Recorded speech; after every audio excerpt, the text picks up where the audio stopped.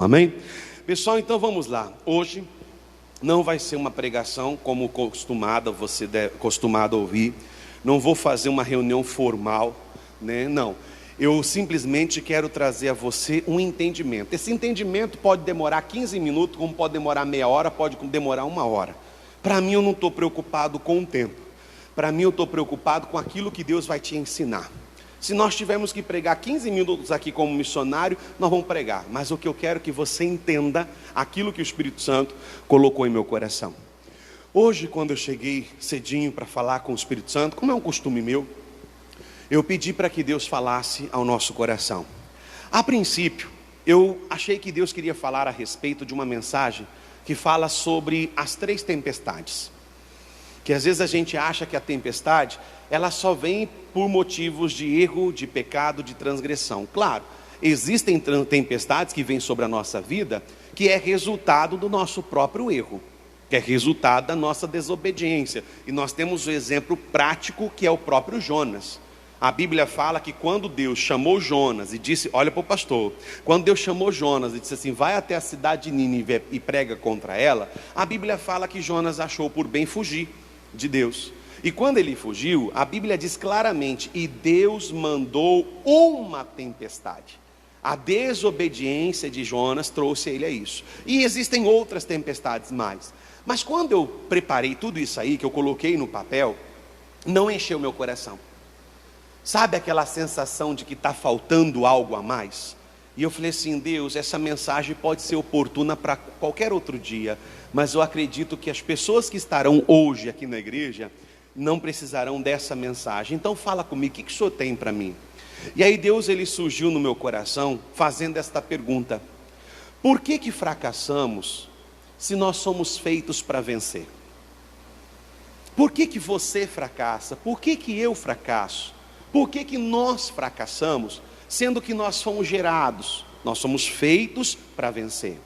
O livro de Romanos, capítulo 8, versículo 37, olha na tela, o Senhor diz claramente, mas em todas essas coisas, nós somos mais do que o que, pessoal?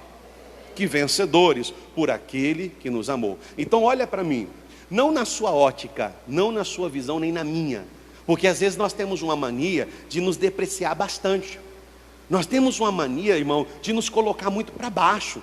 A gente se desconsidera muito, sabe? A gente simplesmente se desconsidera muito, e nós não podemos ser assim. Eu me lembro que eu tinha essa atitude. Uma vez, uma irmã estava saindo da igreja, e eu não sabia o motivo pelo qual ela estava saindo. Isso há muito tempo, no começo do meu ministério. E naquele tempo, irmão, a gente ficava muito mal. Hoje a gente ainda fica triste, mas a gente sabe que algumas pessoas tomam as suas decisões. E se elas estão fazendo certo, a gente sabe que não está. Mas aquele que tem ouvido, ouça. Quem não quer ouvir, então, como diz o famoso ditado aí fora, quebra a cara. E aí, se a pessoa pelo menos quebrasse a cara e falasse, não, peraí, deixa eu me consertar, seria bom. Mas às vezes o diabo coloca uma vergonha e a pessoa não retorna. E aí o diabo vai manipulando a vida da pessoa. E aí eu ficava triste, eu ficava para baixo. E essa irmã, uma outra irmã, me conhecia, como vocês também me conhecem, claramente. E ela chegou para mim assim, eu tentando disfarçar a minha tristeza momentânea. Ela falou assim, pastor, o que está acontecendo? Eu falei assim, não, irmã, está tudo bem, está mil maravilha. Tá, não, pastor, eu te conheço. O senhor esqueceu que a Bíblia fala que a ovelha conhece a voz do seu pastor? O senhor não está normal, o senhor não está no seu normal, o que aconteceu? E pela primeira vez eu compartilhei com ela. Eu falei assim, aconteceu isso. E ela virou para mim e falou assim, pastor, não desrespeite a Deus. Aí eu fiquei assustado, falei assim, por quê, irmã? Porque o senhor não é qualquer pessoa, o senhor é servo do Deus vivo. Ela virou e falou assim, irmã, mas por que a senhora está dizendo isso? Porque a mesma palavra que aquela irmã ouviu, é a mesma palavra que eu ouvi.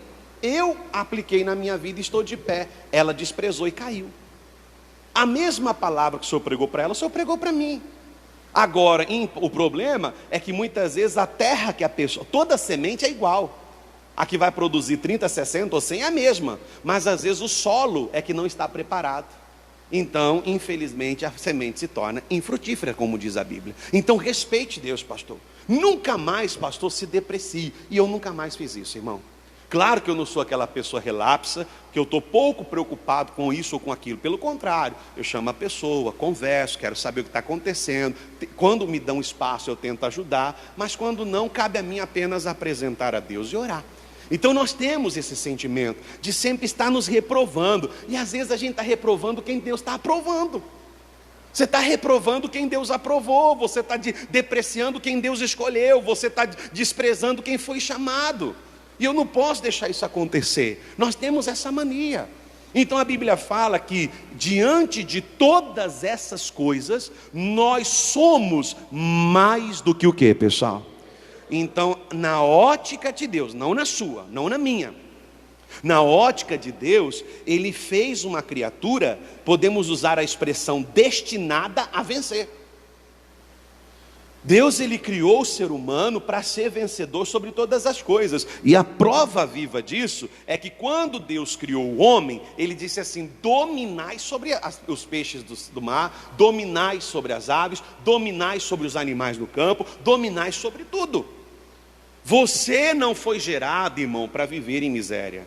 Você não foi gerado para viver à base de remédio. Você não foi gerado para viver enfermidade em cima de enfermidade, dor em cima de dor, perturbação em cima de perturbação. Perturbação essa que já tem levado pessoas a perder o sono. Pessoas que chegam a ponto de dizer: pastor, eu não estou conseguindo mais dormir, eu não sei o que está acontecendo comigo. Você está se esquecendo para que você foi chamado. Você está se esquecendo quem te elegeu. Você está se esquecendo de quem te formou. E aí fica essa pergunta: por que fracassamos se somos criados para vencer? Por que nós vamos fracassar se nós estamos do lado mais forte? Porque eu entendo pela Bíblia Sagrada que a minoria com Deus se torna a maioria. Nós estamos do lado mais forte, porque nós estamos do lado de quem? De Deus. Mas, irmão, mesmo muitas pessoas, estando do lado mais forte, estando do lado de Deus, estão fracassando. Pega o exemplo dos midianitas, quando vinham sobre o povo de Israel. A Bíblia fala que então eles clamaram a Deus por causa dos midianitas. Deus então levantou um homem chamado Gideão. E aí Deus chegou para Gideão e disse assim: Gideão, eu quero livrar esse povo aqui. Eu quero dar socorro para esse povo. Mas tem um detalhe: tem muita gente. Fala para aqueles que se acham medrosos e aqueles que se acham acovardados que voltem atrás. E numa pancada voltou quantos mil homens? 20 mil, irmão. Irmão, 20 mil homens que eram para estar ali à frente da batalha, para começar uma luta, voltar atrás. Esse número é desanimador. Gideão era para falar assim: misericórdia, Deus, então agora o Senhor tem que descer aqui. Porque dentre toda essa multidão, que era cerca de quase 30 mil, 20 mil se acham covardes, 20 mil se acham medrosos, e de pancada eles voltaram. Nós estamos completamente desanimados. E aí Deus, para nossa surpresa, chega para Gideão e fala assim: mas aí tem um problema, Gideão, ainda tem muita gente. Mas Senhor, mas acabou de voltar 20 mil, pois é, mas com o restante que ficou ainda tem muita gente. Manda esse povo descer até o riacho e peça para que eles bebam água. E aí você fica de longe apenas observando. Aqueles que beberem água, colocando a boca no rio, você coloca a parte. Aqueles que pegarem da água e levarem a boca e lamber como lambe o cão, você coloca do outro lado. E esses que lamberam a água como o cão foram 300. E aí Deus chegou para ele e falou assim: com esses 300 eu vou trabalhar, o restante dispensa tudo mais. Aí Gideão poderia olhar para Deus e falar assim: Senhor, o Senhor está com raiva de nós, né? O Senhor quer matar a gente, né, Senhor? Porque nós tínhamos aqui um exército de 30 mil, Senhor, para enfrentar um exército gigantesco, e o Senhor manda todo mundo voltar e só com esses 300? Porque a minoria com Deus se torna a maioria. Irmão, quando você está do lado de Deus, você é mais forte. E aí fica essa preocupação: nós estamos do lado mais forte, mas tem muitos fracassando na vida profissional. Pastor, olha, se continuar do jeito que está, eu não sei o que vai ser da minha vida. Se continuar do jeito que está, pastor, eu não sei mais o que fazer. Porque até então, malemar, como diz o ditado, está dando para colocar a comida na mesa. Malemar está dando para poder fazer o básico da nossa vida. Mas espera aí, a Bíblia fala que Ele nos chamou para ser uma bênção, para prosperar. Como nós cantamos, prosperar e transbordar. Ele nos fez duas promessas. Ele diz que mediante estarmos na presença de Deus e sermos fiéis, os nossos celeiros, a Bíblia fala que ficariam cheios, e os nossos lagares, diz a Bíblia, que eles transbordariam. Agora, que negócio é esse, Deus, que em casa eu tenho que estar contando moeda? Que negócio é esse que em casa eu tenho que muitas vezes privar o meu filho de um desejo, de uma vontade? Que negócio é esse, Deus, eu ficar me privando de fazer alguma coisa porque me falta recursos financeiros de tudo quanto é lado? Não, peraí, eu não fui chamado para ser um fracassado. O Senhor nos fez uma promessa que nós não seríamos cauda, mas nós seríamos o quê? Peraí, Deus, aonde essa cabeça está? Aonde está, Senhor? O Senhor diz que pelas pisaduras de Jesus nós fomos. E tem gente, irmão, que vive com medo até da própria sombra. Tem gente que vive com medo até da própria sombra. E o medo está aumentando de uma forma tão intensa que a pessoa já está começando a ouvir vozes. Pastor, às vezes eu penso que alguém falando comigo, às vezes eu estou em casa, dá a sensação de que tem gente andando no quintal, e o pior é que o medo é tão grande que eu fico com medo de saber que tem, e tenho medo de ir lá para saber se é verdade ou não. Eu fico num desespero que só, pastor, eu não sei o que faço, e às vezes até para pegar o telefone para ligar para alguém eu não consigo. Espera aí, tem alguma coisa errada. Se você e eu fomos chamados para ser mais do que vencedores, por que estamos fracassando? E mediante essa pergunta que eu estava fazendo para Deus, Deus me mostrou apenas 2 versículos que nos respondem isso. A primeira coisa está em Filipenses, capítulo 3, versículo 13. Olha o que está na tela, por favor. Diz assim, ó. Cadê os versículos? Já tinha mandado os versículos, cadê ele? Vamos lá. Filipenses 3,13. Diz assim, ó. Irmãos, quanto a mim, não julgo que haja alcançado, mas uma coisa faço, e é que, esquecendo-me das coisas que atrás ficam, e avançando para as que estão diante de mim, olha o que diz, prossigo para pelo prêmio da soberana vocação de Deus em Cristo Jesus. Então, primeira coisa que Deus está nos mostrando, fracassamos mesmo estando do lado mais forte, porque nem sempre temos um alvo para atingir. Como assim, pastor? Claro que eu tenho um alvo, eu tenho vontade de ter minha casa própria, eu tenho vontade de ser curado, eu tenho vontade, pastor, de subir nesse altar e contar tantos testemunhos a ponto de enjoar as pessoas. Eu já falei para Jesus que eu quero ser a pessoa que mais vai contar bênção nessa igreja, pastor. Eu já falei para Deus. Mas isso não é suficiente, irmão. Porque traçar um alvo é muito, preste atenção nisso aqui. Traçar um alvo é muito diferente do que ficar na área dos desejos. Porque tem gente que só tem desejo, só tem vontade, cria imaginações na cabeça. Eu falava hoje no culto pela manhã, quando eu era bem jovem, antes de conhecer Jesus, e a gente já caiu numa lábia de um povo aí, bem antigo, não sei se continua, acho que continua, porque teve uns dias que eu fui em algum lugar e tinha essa revista lá. Eu acho que era a revista chamada Seleções, eu não sei o nome dela, uma revistinha pequenininha. O conteúdo até é interessante para quem gosta de fazer leituras diversas, né? Que tem ossos do ofício e coisa mais. Mas por trás vinha uma intenção de fazer você despender dinheiro com uma suposta ilusão. E naquela época, quando saiu, naquele tempo, só para você ter ideia, você vai voltar lá atrás, quando saiu o primeiro Palio, e eu me lembro até hoje, eu fiquei apaixonado por um Palio vinho. Meu irmão, eu ficava até babando quando eu vi um Palio. Eu trabalhava numa escola de inglês, e alguns pais eram bem financeiramente, iam deixar as crianças. E quando eu ia buscar a criança lá na porta e vi o Palio, às vezes eu até deixava a criança ir sozinha. E eu ficava admirando o Palio. E nesse período, aquela revista entrou na nossa vida e dizia assim, ó, você cumpriu os requisitos, você está prestes a conquistar seu prêmio. E o prêmio era um Palio. Aí eu ficava doido, irmão. Eu criava aquela imaginação assim, ó. Qual imaginação, pastor? Eu imaginava a gente já ganhando o Palio e eu já me sentia rico. Eu ficava até imaginando assim, ó, sabe? Eu criava aquela ilusão. Isso, o que Deus está dizendo, é permanecer na área do desejo, não é traçar meta, não é ter alvo. Não, não. Tem muita gente que só fica na área do desejo, sabe? Eu me lembro de uma vez um pregador falando, que ele chegou na igreja, junto com o pastor, e falou assim: pastor, Deus vai crescer essa obra aqui. Aí o pastor olhou para ele assim: irmão, vai, irmão, vai, pastor, essa igreja vai crescer, pastor, nós vamos colocar mais poltrona nessa igreja aqui, nós vamos quebrar essa parede aqui, vamos aumentar mais o salão para lá, vamos colocar o púlpito lá atrás, pastor, nós vamos levantar uma galeria ali em cima, pastor, Deus vai fazer essa obra crescer extraordinária. Aí o pastor, na unção de Deus, falou assim: irmão, vai acontecer isso? Ele disse: vai, pastor. Aí a unção de Deus tomou o pastor, ele olhou para o irmão e falou assim: mas o que você está fazendo para que isso aconteça? O que você está fazendo? Se você não sai nem lá fora onde estão os perdidos para falar de Deus, você está achando que isso vai acontecer como?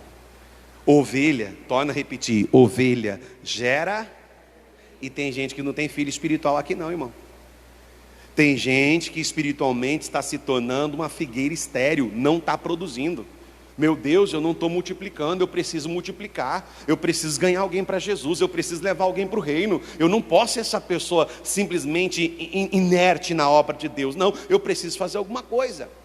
O apóstolo Paulo disse algo sensacional, volta no versículo 13, a primeira parte, ele diz assim, ó: quanto a mim, não julgo que haja o quê? Muitas pessoas estão fracassando, mesmo estando do lado mais forte, porque eles já se acomodaram do jeito que está. Eles já se adequaram àquilo. Não, pastor, tá bom, sabe? Para que perturbação? Para que dor de cabeça? Aí a hora que Deus enjoa, é a hora que Deus se estressa, entenda que eu estou usando as minhas palavras, é a hora que Deus estressa, aí quando o crente vai lá e vê o ímpio passar com o carrão do ano, e ele olha para o carro dele e fala assim: Deus, está vencido até o IPVA. E o ímpio que não serve a Deus, não teme a Deus, odeia a Deus, rejeita a Deus, critica a Deus, amaldiçoa a Deus, olha lá, Senhor, está vivendo do bom e do... Aí a hora que vai para cima de Deus e importuna o Senhor. E Deus reagiu uma vez, quando o povo de Israel fez isso, importunou a Deus, dizendo: porque lá no Egito tinha carne, porque lá no Egito tinha cebola, porque lá no Egito nós comíamos isso, porque lá no Egito nós tínhamos isso, no Egito nós tínhamos aquilo. Deus virou para Moisés e falou assim: Moisés, eu estou cansado, Moisés, eu estou saturado, porque esse povo já me tentou essas 10 vezes, agora eu não aguento mais. Fala para esse povo que eu vou mandar carne para eles, e eles vão comer tanta carne a ponto de sair pelas suas narinas. Isso é revolta, irmão. Eu queria até assistir isso com pipoca comendo ainda, irmão, para ver essa situação. Deus se estressou com o povo de Israel. A gente se acomoda, a gente se conforma, a gente agora fica escondido por detrás disso, por detrás daquilo, e só sofre a pena. Eu não sei qual foi o que a gente comprou uns dias atrás. Foi um local que foi fazer um tratamento, e a gente ligava lá para poder resolver o problema, e a funcionária só sabia dizer: a pandemia, a pandemia, a pandemia. Eu falei: mas gente, está tudo andando, está tudo caminhando, mesmo com pandemia as coisas estão de certa forma o quê? O período de lockdown passou. Aí um dia eu liguei lá, minha esposa, eu falei: não, papai, não vem pandemia não. Para mim não tem mais pandemia, chega, você está se escondendo atrás disso, para, ou vocês resolvem a minha situação, eu vou tomar as medidas cabíveis para mim, porque eu não vou mais suportar essa desculpa. Aí a pessoa responsável maior ligou e falou: pastor, o que aconteceu? Expliquei, ela falou assim: não, pastor, não tem nada de pandemia, tem nada de pandemia, a pessoa não está informada direito para falar o que falou, elas se acomodaram. Quantos de nós estamos acomodando? Não prospero por causa da pandemia, não vou para a igreja por causa da pandemia, não sou feliz por causa da pandemia. Eu estou usando o termo pandemia, mas você sabe exatamente qual é a ferramenta que o diabo está usando para manter você nesse mundo satisfeito. O apóstolo Paulo disse: uma coisa eu faço, e essa é: não julgo que tenho alcançado. Não vou me conformar, não vou me acomodar, não vou aceitar. Não é normal para um crente viver assim, não é normal para um servo de Deus viver assim. Esse estilo de vida não é normal para quem tem um Deus poderoso, grande e gigantesco. Quantas vezes você está se acomodando? Não, pastor, quando dá dor eu vou lá e tomo um remedinho e passa. Pois é, contabiliza no ano inteiro quanto você gastou com dinheiro, com remédio. Contabiliza aí o ano inteiro. Contabiliza o ano inteiro que você ficou no remedinho. Quanto dinheiro foi despendido? Quanta coisa o devorador levou embora? Quanta coisa o diabo tirou do teu caminho? Se você somar um montante, você teria condição de fazer exatamente o que você sempre desejou. Mas o acomodar, o se conformar, o aceitar, está fazendo você, mesmo estando do lado mais forte, fracassar. Mesmo estando do lado mais forte, fracassar. Traça alvo. Crie um alvo na sua vida. Diga para Deus que é isso que você quer, e você não abre mão até alcançar aquilo. Não seja uma pessoa inconstante. Não seja uma pessoa que um dia você quer uma coisa, outro dia você já mudou e quer outra. Não seja aquela pessoa que um dia você está com os olhos brilhando e outro dia você está com a cabeça baixa, que você não quer, não tem vontade nem olhar na cara dos outros. Não, a Bíblia fala que o homem de Deus é constante. A mulher de Deus é constante. Nós não somos pessoas que vamos oscilar de uma hora para outra. Tem dia que você chega na igreja que a sua vontade é dar paz para todo mundo. Mas tem dia que você fala assim: eu estou tão ruim hoje que eu vou esperar o pastor começar, que eu vou chegar por último, que eu não quero ninguém me dando mão não. Não quero que ninguém me cumprimente. Porque se cumprimentar vai dar briga na porta da igreja, pastor. Já veio carregado, né? Veio ou não veio? E não veio carregado assim não, irmão. Nos braços não, veio carregado do mal mesmo. Dá mais trabalho para nós. Aí vai ter dar mais trabalho para nós ainda. Não me julgo alcançado. Enquanto você se contentar com o que você tem, você nunca vai ver as coisas grandes de Deus acontecer na sua vida. Eu tenho que ter um alvo. Mas aí a pessoa chega para mim e fala assim: pastor, mas eu tenho um alvo. São 3 coisas que Deus vai nos ensinar hoje, e não vou terminar enquanto não te passar isso. Não vou deixar para outro dia não. 3 coisas. Às vezes a pessoa fala que tem um alvo. Diga glória a Deus. Eu tenho meu alvo de ter minha casa, eu tenho o alvo de melhorar a minha empresa, eu tenho um alvo de ter meu casamento abençoado, eu tenho um alvo de alcançar um desejo do coração, eu tenho um alvo de pagar minhas dívidas. Só que aí fica uma outra pergunta: mas o que você está fazendo para atingir esse alvo? Porque se eu não fizer nada, eu vou permanecer apenas na área do desejo. É mais ou menos como aquela pessoa, vou usar um termo mais prático e é mais oportuno para nós. O famoso exemplo do regime.